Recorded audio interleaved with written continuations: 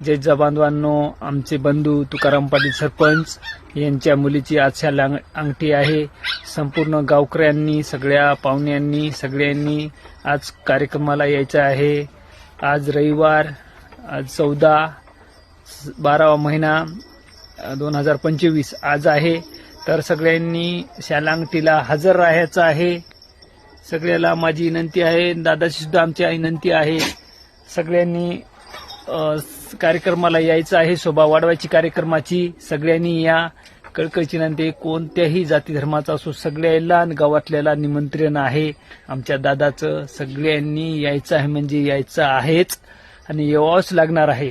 सगळ्यांनी या, खूप कार्यक्रम छान होणार आहे। कारण का तर आतापर्यंत असला शाल अंगठीचा कार्यक्रम आपल्या लोहा तालुक्यामध्ये कुठेच झालेला नाही। एक नंबरचा कार्यक्रम, सगळ्यांनी यायचं म्हणजे यायचंच आहे।